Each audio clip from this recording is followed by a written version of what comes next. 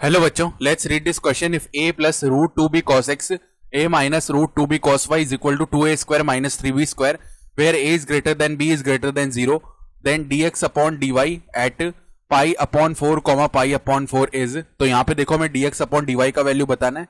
कहाँ पे? Pi upon 4 comma pi upon 4 पे. स्टार्ट कर लेते हैं हम की कॉन्सेप्ट से.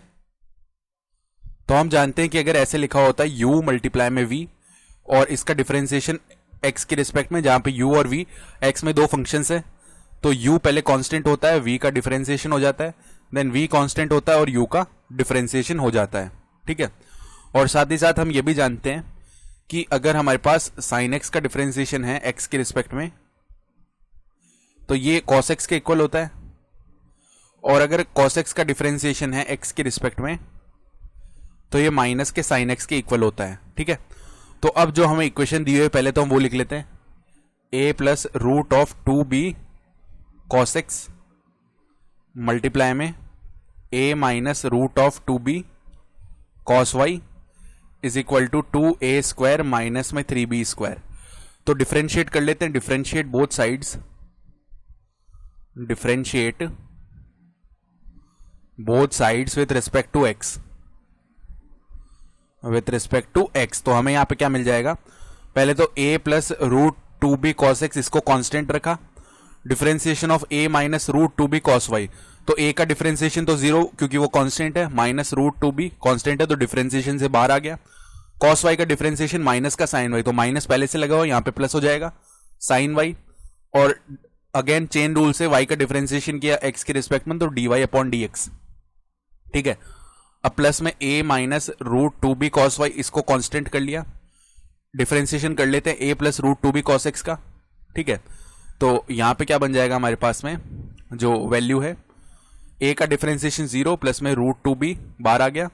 कॉस एक्स का डिफरेंशिएशन क्या होता है? ये होता है माइनस का साइन एक्स. ठीक है. तो माइनस यहां पे आगे लगा लेते हैं और साइन एक्स बन जाएगा. ठीक है. ये बन जाएगा क्योंकि प्लस में 0 ही तो है, तो ये बन के पूरा टर्म ही बनेगा, और माइनस हमने आगे लगा लिया, और is equal to 2a square minus 3b square. एक कांस्टेंट वैल्यू है तो उसका डिफरेंशिएशन 0 हो गया. सही है.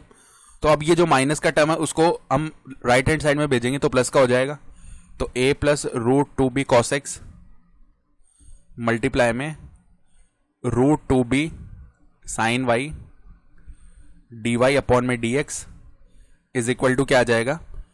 a minus root two b cos y multiply में root two b sine x.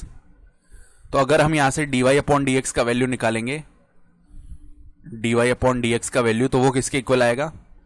Root two b sine x. इसको तो पहले लिख लिया हमने.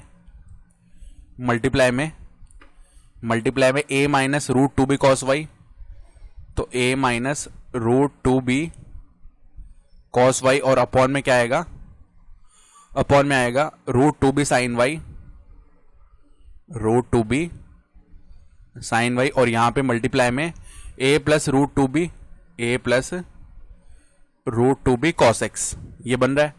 तो ये तो dy अपॉन dx का वैल्यू था. अब इसका रेसिप्रोकल कर लेते हैं तो dx अपॉन dy का वैल्यू आएगा. पहले तो यहां पे रूट टू बी से रूट टू बी डिवाइड हो गया. ठीक है.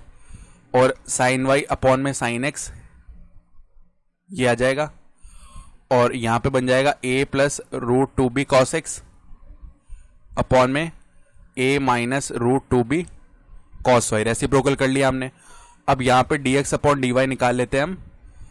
dx upon dy at pi by 4 comma pi by 4. तो x की जगह भी पाई बाय 4 रखा, y की जगह भी पाई बाय 4 रखा. तो साइन पाई बाय 4 अपॉन में साइन पाई बाय 4